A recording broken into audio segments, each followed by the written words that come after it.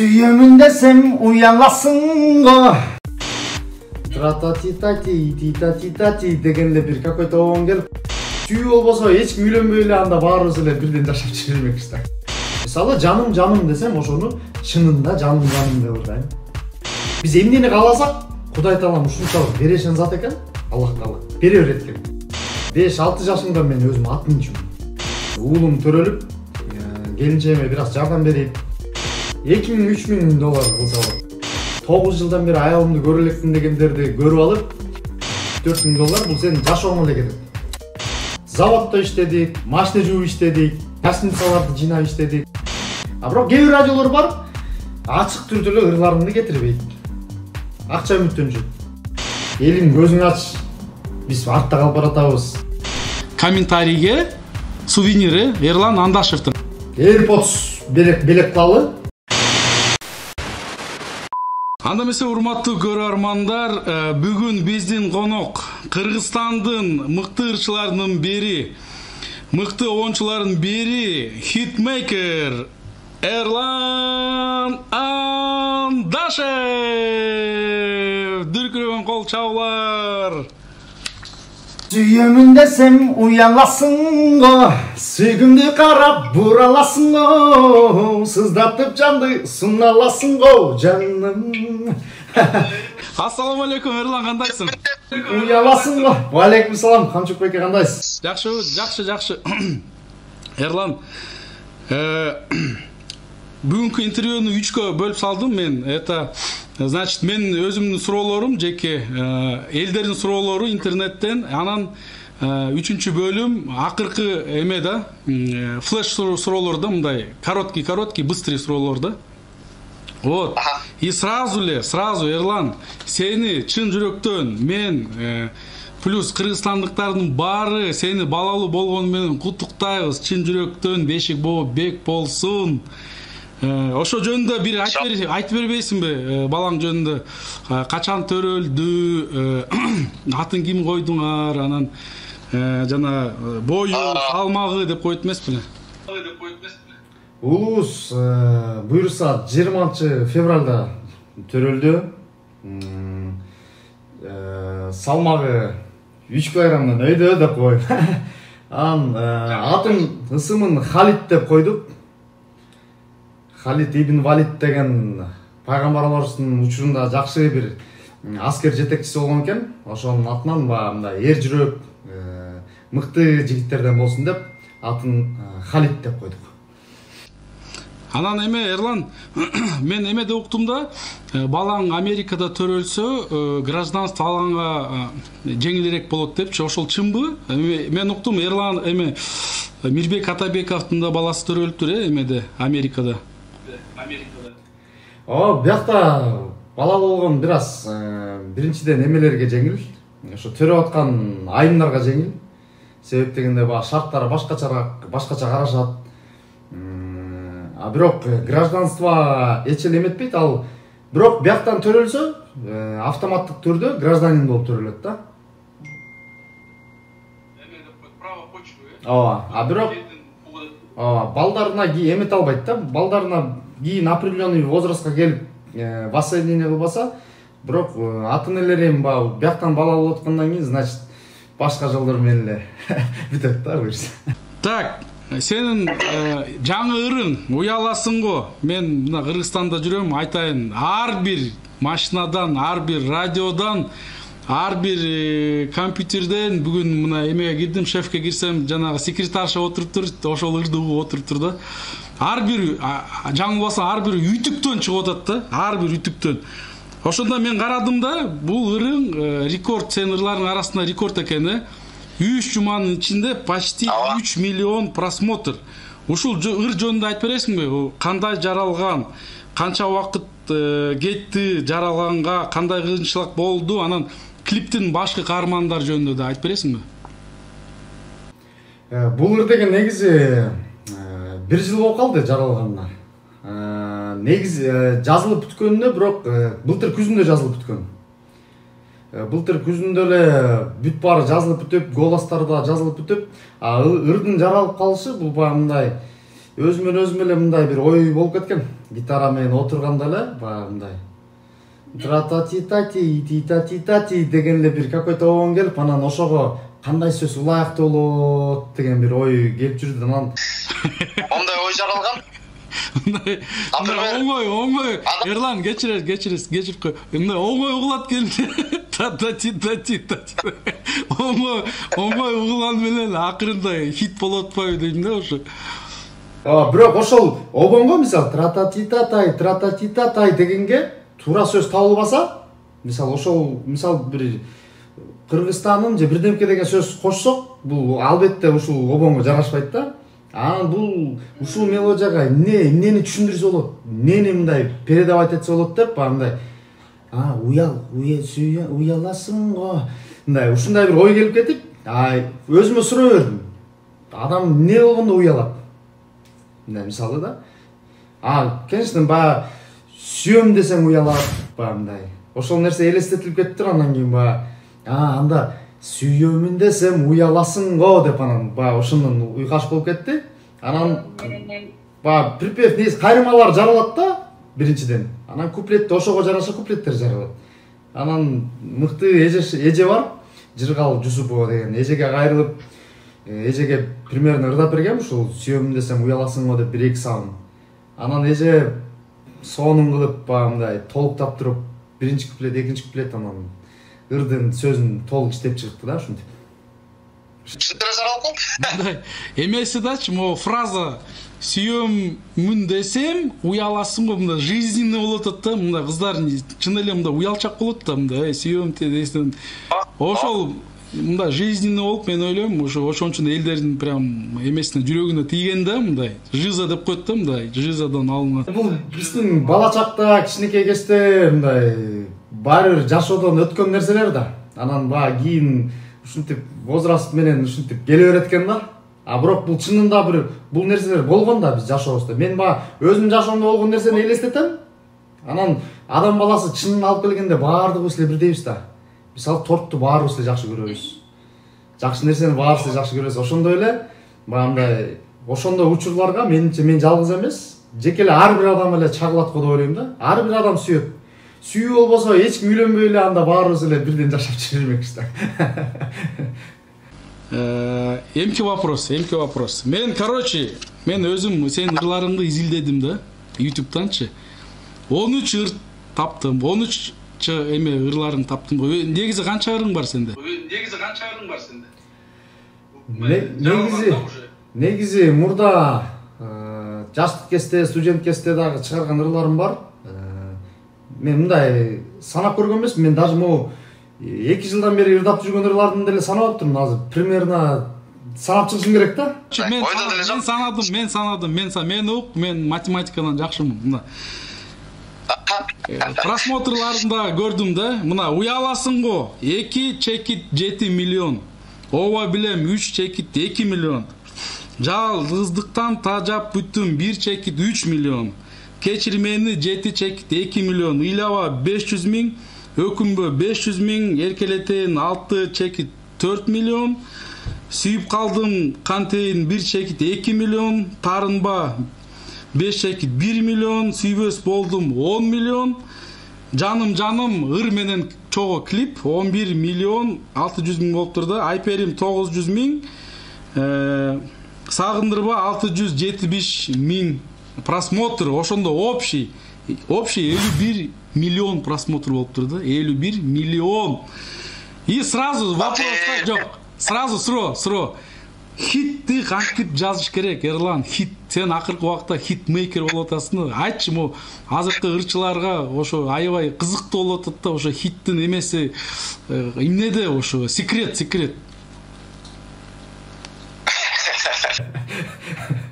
Хиттин сыры билбейм, хиттин сыры элдердин укканында болуш керек. Элдердин кабыл алганында болуш керек. Анан эң негизгиси кантип жазыш керек? Жан дүйнөдөн чыгыш керек го деп ойлойм. Атайлап чыгарбаш керек. Мисалы, атайлап чыгарачпай, мисалы, мындай туулган күн темасында же болбосо бирөөнү сүйөм деп атайлап сүйөм. Монда ыр ыр чыгарам деп эле окшош. Мисалы жигит кызга же кыз жигитке мындай сүйүүсүн билдирип атканда, чын дилинен сүйүүсүн билдирип атса, ошол экинчи половина түшүнөт да ошол положениясынчы. Анан сүйүүсүн кабыл алат деген да. Анан кээ бир адамдар бар мындай. Арам жигиттер бар, кээ бир жигиттер бар, кандай десем мындай. Калп эле сүйөм деп коюп эле мындай кыздарга подход кылгандар бар да. Анан эмне себептен аягы мындай бирге болбой бүтүп калып атышат. Себеп дегенде чын сүйүү жок. Ошондой эле мындай ырды да мындай. Мен мисалы сүйүү жөнүндө жазсам, бул ишыгып сүйүү жөнүндө жазып коюш керек болуп атат, бирер керек болуп атат деген максатта эмес. Чынында ошондой абалды чагылыштырып, чынында мындай ошол нерселерди элестетип, анан ырдап атканда дагы мен ошол эмеге киргенге аракет кылам. Мындай ошол абалга киргенге. Ошол абалга мисалы жаным десем, ошону чынында жаным деп ырдайм. Сүйбөс болдум десем, чын эле сүйбөй калдым деген баланын образын бергенге аракет кылам. Сен ошол баарын өзүң жашооңдо сезип, ошончун эметесиң да. Тарынба десем, тарынба деп чын эле сурап аткандай ырдайм. Уккан адам кечирбеш керек да. Анан ошол кечирбей турган абалга алып келгенде менимче ал угат го деп ойлойм да. Ырларын мындай көбү дебейин, жарымысы да мындай кайгылуу да. Мына мисалы ыйлаба, тарынба, жалгыздыктан тажап бүттүм, өкүнбө, кечир мени, сүйбөс болдум, как будто мындай билбейм, ичиңде бирдеме толуп мындай айта албай анан ыр менен айткандай болуп мен ошентип ойлойм да. Как будто же Америкада жалгыз жүрүп, жана кыйынчылыктан өттүң да. Ошондо чогулганбы ушул ырларың да? Ушуну эмет бересиң, түшүндүрүп бересиң, почему ошондой эмелериң, ушу кээ бир ырлар ушундай болот да, кайгылуумда. Негизи сүйүү өзү эле бул көп учурда мындай кайгылуу эле болот да. Мисалы көп учурда кайгылуу эле болот, анан бул чыгып аткан нерселери сөзсүз түрдө жашоодон алынат. Себеп дегенде биздин жашообузда мындай нерселер чагылышпаса, мындай нерселер чыгат го деп ойлобойм да. Себеп дегенде мындай жөн турган жерден эле бир нерсе эч качан болбойт экен да. Буга бир обязательно бир себептер болот экен да. Ушуга бир себептер, значит мен буга чейинки жашоомдо бир какой-то бир себептер бар да. Анан не себептен музыкалык мектепте окуп калдым. Бул илгери эле сайда жашап жүргөндө эле мындай билинген экен да. Билинген экен. Жана сайда жашап жүргөндө мен 5-6 жашымда мен өзүм ат минчүмүн. Атка отургузуп койчу, ошо жана Аскар деген ата бар болчу экен, чабан. Ошонун атына өзүм барып сурап алчу экенмин, өзүм сурап, өзүм аны жетелеп келип арыкка киргизип, уштап мингенге жеңил болсун деп арыктын ортосуна киргизип, ошол 5-6 жашта болсом да атка өзүм минип, анан ошол ат минип жүргөндө мен мындай ырдап жүрчү экенмин ардайымчы. Потому что менде мындай жанымда ойноп жүргөндө балдар көп жок болчу. Кийин иним пайда болду, мындайча төрөлдү. Бирок ага чейин мындай өзүм жалгыз сайда беймарал атта жөн минип жүрбөстөн мен мындай мындай эмнегедир ырдай берчү экенмин да. Бир барларды дагы эмес, мындай негедир бирдемкелерди эле мен ырдай берчү экенмин. Анан мындай үйдөгүлөр байкады да. Үйдөгүлөр байкап, мунун музыкалык мектепке бериш керек окшойт деген ой жаралып, эң биринчи музыкалык жана мектеп-интернатка ошол менен тапшырылып калгам да. Бирок бул нерсе кой бербейт экен адамды. Мен чыгып кеттим. Мектептен чыгып кетип, 2-класстан кийин чыгып кетип, 3-4 класс айылда окуп келдим эле го. Ошол учурларда айылда барып алып деле айылда кой бербейт экен да, 2 жылдык эме. 1-2 класс мектеп, музыкалык мектепте окуганым бул айылга барып окуганда деле ошол жакта жөн жүрбөй, ар бир концерттерде ырдап, биз жанагындай оңчук пианино менен ойноп ырдап, бул нерсе кой бербейт экен. Муну кайра эле музыкалык мектепке бериш керек окшойт го деп мындай. Анан ошонун себептеринен кайра келип шаарга окуп калдык да. Анан дагы бир жолу кой бербейт го деп Америкага да кетип калдык. Мындай кыскача айткандачы 8 жыл жүрдүк, получается. Анда да кой бербей койдуң. Анда деле кое бербейт. Мен кое берет го деп даже мына жолго да чыгып кеттим, трак айдап жүрөм. Ошондо да кое бербейт экен. Бул нерсе негизи чыгармачылык, чыны чыгармачылык эгерде адам болсо бул кое бербейт экен. Бул сөзсүз түрдө баа чыга берет экен дегендей. Мен аракет кылбайм, атайлап чыгарбайм. Мисалы менде мындан башка дагы чыга элек ырлар, мен могу чыгып кеткен ырларым дагы не по плану чыгып кеткендер көп. Мисалы шашпа 2-3 жылдан кийин чыгарайын деген ырлар арасында абдан көп. Бирок мейл чыга берсинчи, мейл бул чыга берсинчи деп анан иште азыркы учурда иштешип аткандагы режиссер балдар да Кудайга шүгүр абдан жоопкерчиликтүү, мындай иш жүзүнө так келген балдар экен.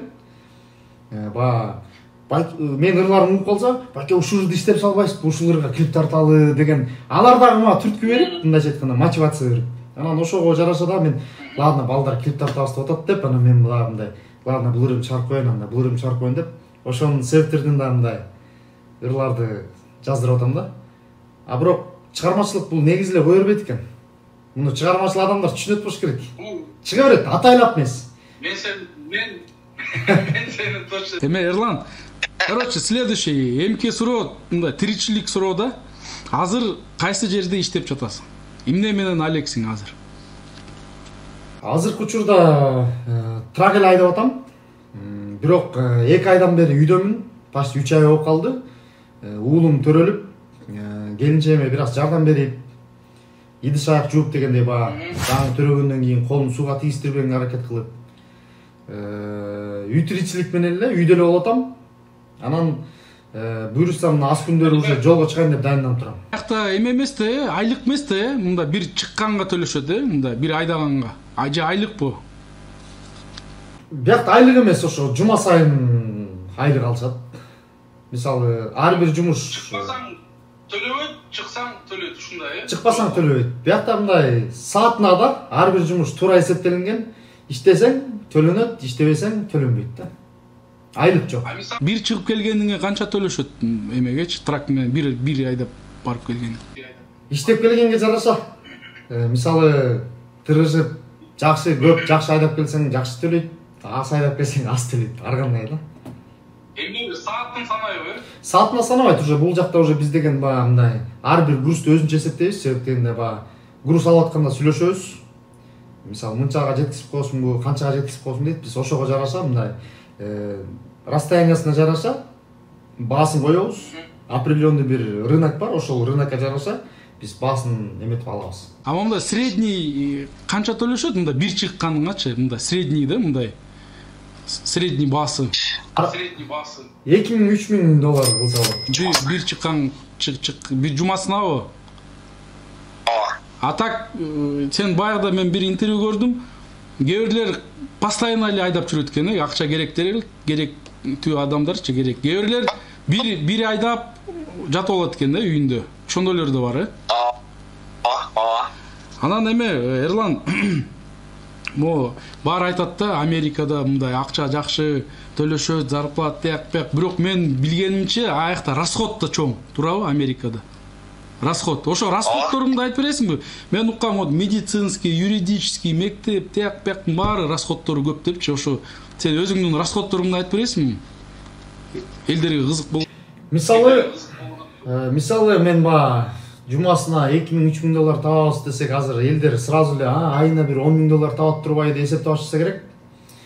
Бирок биздин мына жашап аткан квартирабызга 1,5 000 доллар төлөнөт. Светтерге кышында бир 400-500 доллар чыгып келет, кышкысын. А так стабильный бир 150-200 доллар чыгат. Бамда электричествого. Жана башка майда чүйдө төлөй турган эмелер көп болот. Тамак аш. Кыскасы Америкада минимум 3-4 000 доллар болуш керек. 3-4 000 доллар бул сенин жашооңо эле кетет. Ошондуктан кызыңдын мектебине төлөйсүңбү акча? Бирок биякта мектеп бекер. Бекер? Мектептер бекер. Автобус менен алып кетишет, алып келишет, ал дагы бекер. Анан эмеден Инстаграмдан сен съемочный группаңды көрдүк да. Аябай мындай профессионалдуу адистер экен да. Айтып бересиң ошо съемочный группа жөнүндө? Съемочный группа ошол төрөт учуруна туш келип калып, ошол уяласың го деген ырды эле бир дос балам тартып берди. А бирок буга чейинки клиптеримдин баарын ошол келинчегим өзү тартып берип атты. Биз баягы күлүп жайнап эле, жыргап эле мындай. Кызым эменен кармайт экен да, отражательди кармап берет. Кызым отражательди кармап калат, кээде колонканы кармап жаныбызда басып калат. Кыскасы жөн турбайт, ал эмне кылышайын, жардам берейинби деп мындай өзү да ушундай да. Жумушу да арзан, мороженое же конфет сатып берип коесуң, Жумушу абсолютно бесплатно.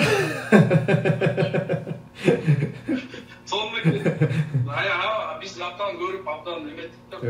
Мороженое, безлимитный мороженое. Не обязательно там жалдап, супер оператор жалдап, мындай эле просто можно, да, мындай эле оңой эле тартса болот экен. Ооба. Анан следующий вопрос мындай да, Эрлан, эмки вопрос. Үй бүлөңдөчү сен сразу эле ала алган жоксуң да Америкага, которуп алган жоксуң да? Жалгыз жүрдүңбү сначала? Жок, биринчи келинчегим экөөбүз келдик. 2013-жылы келинчегим экөөбүз келгенбиз. Мен 2012 келип кеткем жалгыз. Келип 4 жылдан бери аялымды көрө элекмин, 9 жылдан бери аялымды көрө элекмин дегендерди көрүп алып, койгула, мен бирок андайга чыдабайм деп туруп, мен 10 күнүн ичинде эле кайра кетип калгам. Келсем аялым менен келем же келбейм деп. Бирок Кудайга шүгүр, негизи Кудай биздин ниетибизге жараша кылат ар бир нерсени. Ошон үчүн айтат го, ниетибизди биз оңдосок, жакшыга умтулсак, биз эмнени кааласак, Кудай Таалам ушунчалык берешен зат экен, Аллах Таала бере берет экен. Ошондуктан мындай. Менден Аллах Тааланын буйругу бир гана. Жок, мен жалгыз чыдабайм, мен келсем келинчегим менен келем деп кеттим. Кыргызстанга кеткенде баардыгы эле келинчегиң эме аял күйөөсү кирсе бербей коет экен, анан тындай экен, мындай экен. Жок, дейм баары Кудайдан. Мен Кудайга эле таянып алган жакшы көрөм. Эрлан, кандай кыйынчылыктар болду? Башында кандай кыйынчылыктар болду Америкада? Башында албетте жумуш маселесинен кыйынчылыктар болду. Жумуш жок олтуруп калган күндөр болду, 1 ай, 2 ай.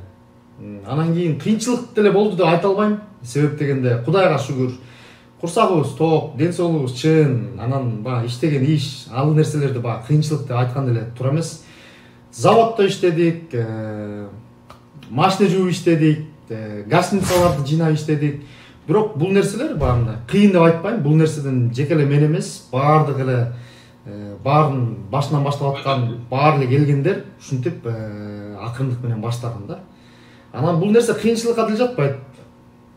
Бул нерсени биз жөн эле бекер кылып аткан жокпуз, кулчулукта жүрүп аткан жокпуз. Бул нерсе менен биз акча таап, жаныбызды мындайча айтканда тиричилик кылып аттык. Бул нерсе кыйынчылык деле эмес. Бирок Кудайга шүгүр, кыйынчылыктын аркасында ушундай бир жакшылыктар алып келет да. Сен азыр көз каранды жанагы шоу бизнестин Кыргызстанда жүргөн чоң шефтердинчи көз каранды эмессиң аларга, туурабы? Азыр YouTube чыкты, Telegram, Instagram дегендечи өзүң да эметет. Мен азыр суроо, мен ойлойм сен ачык айта аласың да. Ошондо Кыргызстандын шоу бизнесинде коррупция барбы? Сен азыр айта аласыңбы ошону ачык? Албетте бар. Бизде шоу бизнес деле эмес, бизде любой жерде бар. Өзгөчө жанагындай бир мамлекеттик бир жерде олтуруп алган адамдар буну сөзсүз түрдө кылат. Өзүнүн кызыкчылыгы үчүн, өзүнүн кызыкчылыктары үчүн жалаң өзүнүн продукцияларын түртүп алган адамдар бар. Мындайча айтканда, талант чыгармачыл адамдарга мындай үстүртөн чакан кетирип атабыз дегенсе бир эки эметип коюшуп, бирок мындай өзүнүн кызыкчылыгы үчүн кылып аткан. Ар бир бизде кызматка келген адам ушундай болуп калат экен. Эмнесинде билинет эме? Эрлан, коррупция шоу бизнесте кандай билинет? Эмнесинде эметет? Кандай билинет ошо коррупциясы? Эмне кылышат аларчы? Мисалы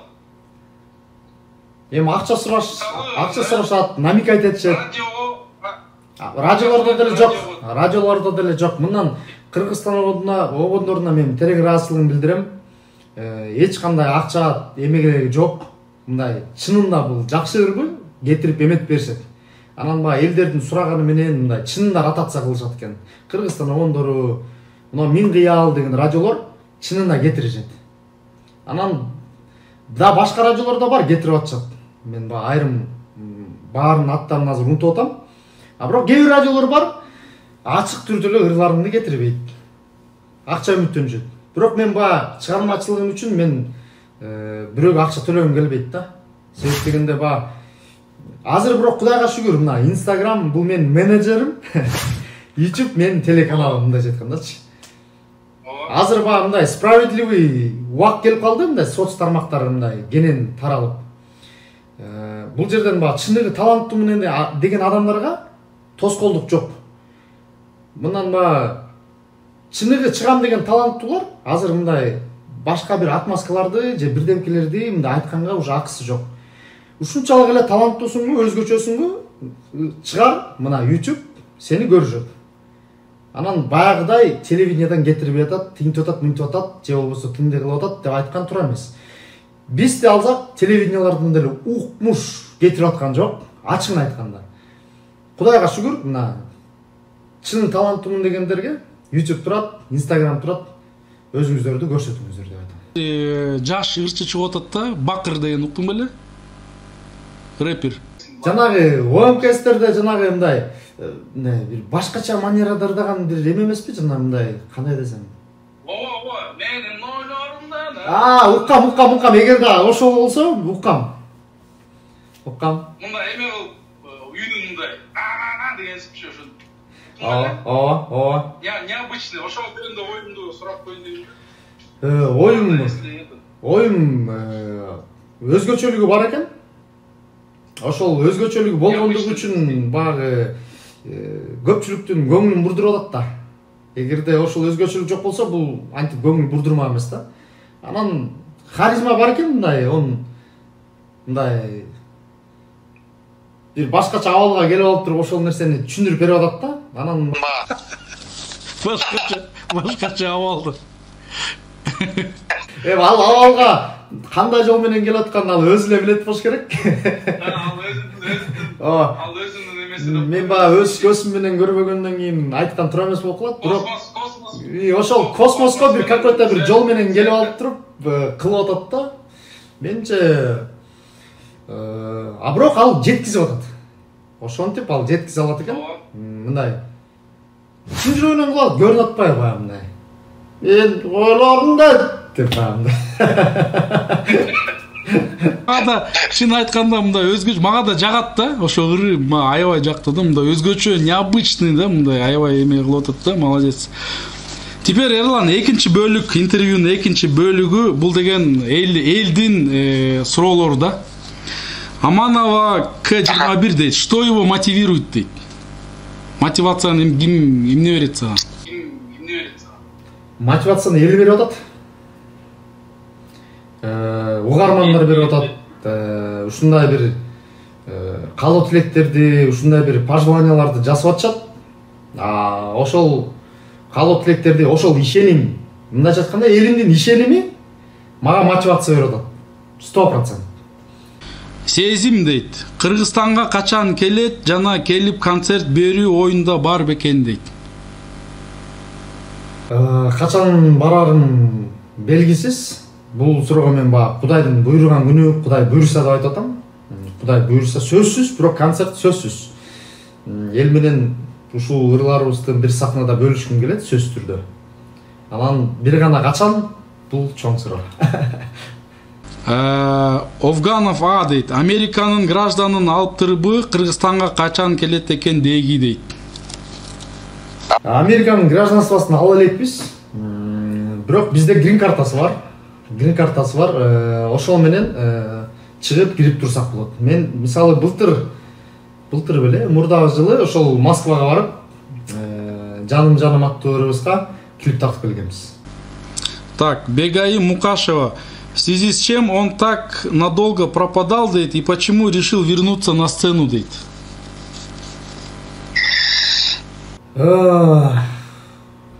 Жолугуубуздун себеби ушинтип Америкада жүрдүк. YouTube, Instagram деген нерселерден элибиз ушунчалык өнүгүп, уже баардыгыбыз эле YouTube'да олтуруп каларын билгибей калып турмун. Кийинчерээк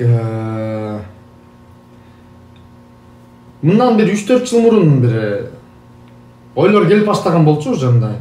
Кой, могу ырлардын баарын сактап жата бербей деп. Анан бир күндөрдүн биринде Мирбекке да жолугуп калдым. Атабеков. Ал дагы түрткү болуп калды, баягы мындай бул ырлардын баарын сен чыгарышың керек экен, сен бул ырларды иштеп чык деп баягы алдагы мындай жакшы ойлорун айтып калды. Эми баягы сага деле мындай радио тияк деле эмес, азыр баягы Instagram, YouTube болуп калды. Азыр моларын чыгарсаң элге жетет деп баягы мындай оюн айтып калды. Ошол нерселер менен да мындай баштап калганыбыздын себеби ошол болду да. Адилет Нургазиев, чыгармачылыкта канча жыл болорун билсеңиз дейт. Мен Эрлан бул суроого мен жооп берип баштайын да. Мен Эрланды билгенимче, Эрлан сөөктүн жүлүнүнө чейин музыкант да. Анткени 11 жыл Абдыраевде окудум, туурабы? Анан 5 жыл консерваторияда окудум. Анан кафелерде ырдап жүрдүм. Вот. 10 жыл. Ошондо канча чыгармачылыкта? Канча болду? Канча жыл чыгармачылыкта? Чыгармачылыкта негизи мындай. Негизи биринчи класста. Ырдап жүргөнүм. Негизи музыкалдык мектепке биринчи класста келгенден баштап деле эсептесе болот, туурабы? Ооба. Ошол музыкалык мектепке келгенден баштап эле эсептесе болот. Демек мен 33-төмүн. 20 жылдан ашты да. А бирок чоң аттанганым бул кийин студенттик кезде болду да. Так, Купол дейт. Купол деген эме экен, адам экен да. Келип тойго ырдаганы канча экен дейт. Тойго билбейм. Себеп дегенде мына тойго барам дебегенден кийин бир сцена коюп эмете элекпиз. Буюрса кийин баягы ошол абалга жараша, анан элибиздин да шартына жараша деп ойлойм. Себеп дегенде мынча деп салсак, кээ бир элибиз такыр эле иштебей кыйналып аткан, балким менин ырдаганымды өтө чын жүрөгүнөн каалайт. Анан ал чын менин угарманым, мен угуп жүргөн адамым, анан мен акчасы жок адамга мынча деп салсам, кичине несправедливо болуш мүмкүн да. Ошондуктан мен баягы бир аз абал ситуацияга жараша да кылыш керек го деп ойлойм. Туп-туура, мен да кошулам. Так, Азроил Темир дейт. Англисче жакшы сүйлөгөндү үйрөндүбү дейт. 7 жылда деп сураңызчы дейт. Же дагы эле yes no деп жүрөбү дейт. Жок, yes no эле эмес. Кудайга шүгүр, give me please деген сөздөрдү да кошуп калганбыз. Thank you very much деген сөздөрдү. Thank you very much. Укмуш сүйлөйм деп айтпайм. Себеп дегенде бул баягы өзүбүздүн тилибиз эмес. Өмүр бою Америкага келип жашап калам го деген ой категорически жок болчу.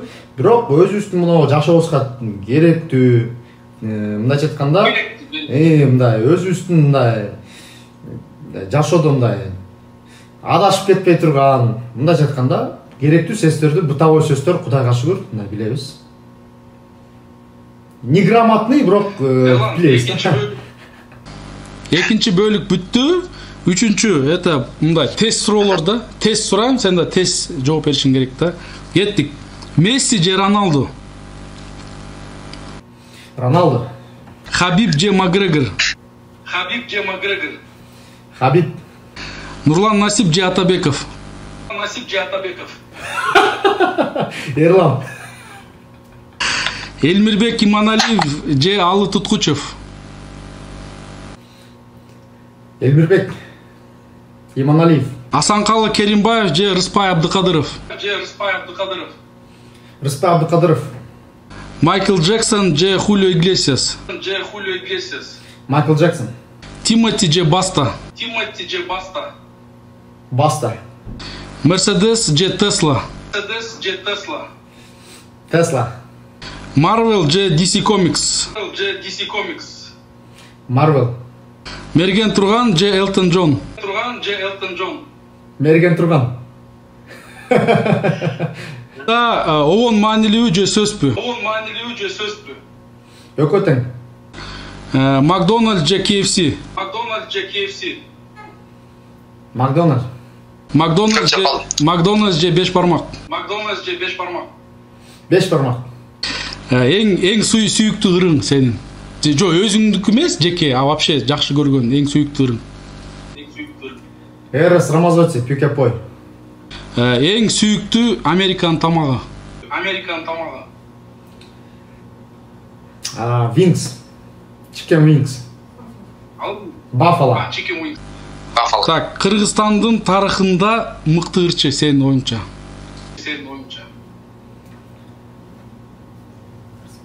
Рыспек Абдыкадыров. И акыркы суроо Кыргызстандын бийлигине келсең эмне кылмаксың? Кандай кадамдар болмок? Өзүмдү элге арнамакмын. Элге? Ай, эмне кылмаксың? Эми болгон күч аракетин жумшамакмын. Элдин көзүн ачмакмын. Элдин көзүн ач. Биз артта калып баратабыз. Башка өлкөлөр момне болуп атат деп мындай сравнивать этмекмин. Себеп дегенде көп мамлекеттерден биз үлгү алсак болот. Биздикилер көп нерсени карабай атышат, бирок бул чынында көп нерсени карашыбыз керек. Себеп дегенде аганы көрүп ине өсөт дейт го. Ошондой эле кичи мамлекеттер өнүккөн өлкөлөрдүн иниси. Ошондуктан биз өнүккөн өлкөлөрдөн үлгү алышыбыз керек. Жаңы бирдемкелерди эле придумовать эткендин кереги жок. Өнүгүп калган өлкөлөрдүн копировать этиш керек. Ошондо биз өнүгөбүз. Эми сен көрүп калдың өнүккөн өлкөнүчү мамлекет. Сен салыштырасың да. А биякта кээ бир жашагандар андайларды көргөн жок да. И жашай берет да дальшычы. Ошого мисалы ырчылар, мен өзүбүзгө тиешелүү нерсе менен пример келтирип берейин. Мисалы ырчылар ырларды копировать этип атпайбы? Каяктан? Өнүккөн жактардан копировать этип атпайбы? Ошондой эле башка нерселерди, башка адистер бияктан копировать этсе болот. Себеп дегенде бул жакта ар бир сферада, ар бир профессия өнүккөн. Системаны копировать этиш керек. Эрлан, ушу менен интервью соңуна чыкты. Сен жанагы сенден эми сувенир эмелерге мыкты, допустим, мыкты комментарий же кандай бир эме задание берсең, комментарийге жазгыла муну депчи, эмегечи көрүүчүлөргө. Мындай кылалы. Ушул биздин мындай ушул интервьюну көрүп бир толук бир жыйынтык чыгарат да ар бир адамчы. Ошол бир жакшы бир жыйынтык чечим чыгарышсын. Мындай ушул интервью тууралуу мындай көз карашын жакшы бир мындай көркөмдөп берсе, ушул бизди көрдү да, ушул интервью тууралуу бир көз карашын мындай жакшы бир түшүндүрүп бере алса, ошол адамга Жок, мисалы, бир пример эметип бересизби? Кантип жазыш керек? Эмне жазыш керек? Мисалы, жыйынтык кандай? Ушул интервьюдан сиз эмне алдыңыз? Всё. Ушул, значит, көрүүчүбүз ушул интервьюдан эмне өзүнө алды, ошону жазыш керек да. Мисалы, мындай экен, муну билдим, тигини билдим деп туруп, эң жакшы сүрөттөп берген комментарийге сувенири Эрлан Андашевдин. Кандай сувенир, Эрлан? Сувенир, мощный сувенир болот, Кудай буйруса. Эме AirPods белек кылалы, Кудай буйруса. Всё. В общем, эме дагы бир жолу мен айтып коеюн көрүүчүлөргөчү, комментарийге силер ушул интервьюну көрүп, ушул интервьюдан эмне алдыңыз, эмне силерге эмне мындай полезный, мындай полезный болду, эмнени алдыңыз, ошону сүрөттөп жакшы жазып бериш керек комментарийге. Эң мыкты комментарий Эрлан өзү тандайт. Ошого Эрлан AirPods белек кылат. И сразу айтып коеюн, AirPods мындай бат келбейт. Алда убакыт Америкада. Бияктан бирөө кетчү жарымдарга Кудай буйруса берип кошуп эметип жүрөбүз. Сен байланышта болобуз, бирок сөзсүз түрдө 1 айбы, 2 айбы, бирок сөзсүз түрдө жетет, Кудай буйруса. Эрлан, сага чоң рахмат. Абдан мындай сонун мындай эме болду, маек болду, от души сүйлөштүк. Сага ийгилик. Сен бизди кыргыз элин ушинтип эле сүйүндүрө бер. Ырларым сонун, уккуң эле келе берет да, кечке эле коюп эле, өнүгө бер. 2 балалуу эмес, даже 4-5 балалуу болгула, гражданство алгыла. Ошол бизди сүйүндүрүп эле жүрө бер. Ден соолукта болгула, бактылуу болгула. Эми өзүң эмелерге, көрүүчүлөргө кайрылып койсоң болот. Биринчиден ушинтип көңүл буруп, бизден мындай биз менен ушинтип маек курганыңыз үчүн сизге рахмат, Камчыбек эке. Мен сизди бүгүн эле эмес, мен сизди кичинекей бала чагымдан бери тааныйм.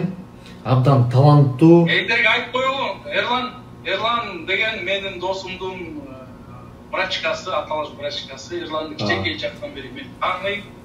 Мен кичинекей кезден мындай ушул мен гитаранын алгач аккордторун ушул Камчыбек байкеден үйрөнгөм десем чын болот да.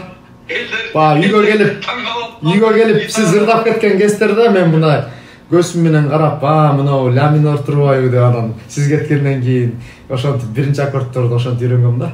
Ошол сиздин ушундай бир маек куруп абдан суроолор өтө кызыктуу болду. Ушундай жашоодон алынган суроолор болду. Анан бизди көрүп жаткан көрөрмандарга баарына ийгиликтерди каалайм. Ар бирибиздин үй бүлөбүздө тынччылык, топчулук болсун. Ойлогон ой максаттарыбыз ишке ашсын. Сизге дагы ушул чыгармачылык чөйрөсүндө жүрөсүз. Сизге да ийгиликтер көп болсун, Камчыбек байке. Рахмат. Элибизге негизи мындай маанай, жакшы маанай тартылып жүргөн адамдар өтө жакшы. Себеп дегенде көп адамдын маанайынан мындай жылмаюу көрүш кыйын. Ошондуктан элибизге ушундай бир күлкү, жакшы бир нерселерди тартылып аткан адамдарга мен баа берем. Ошо сизге да рахмат, Камчыбек байке. Все, Эрлан, эми напоследок Эрлан жаңы ырларыңдан бир сап чоюп койсунбу мындай. Еще чыга элек мындай реклама катары бирге. Жаңы чыга элек ырлардан.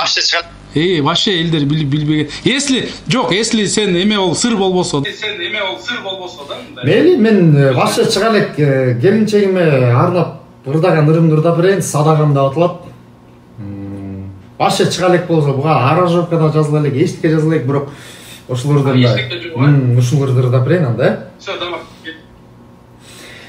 Сага арнадым бардык ырларым, козгодуң кыйнабай жүрөк кылдарын. Алыстап кетсе сенин караның, келсе деп кайра үмүт кыламын. Садагам сени сагынам, кусага батам, арманда сага жет албай, сүйүңө зар болуп турам. Деп экинчи куплет анда сыр бойдон калып турсун. Буюрса бул дагы хит болот, урматтуу көрөрмандар. Мен көрөрмандарга ушу Эрлан менен Жубайдын ортосунда болгон сүйүүнү каалайм. В общем, рахмат көрөрмандарга, рахмат көрүп атканына, Эрланга рахмат. Көрүшкөнчө сак саламатта калыңыздар. Салам алейкум, Камчыбек байке. Рахмат.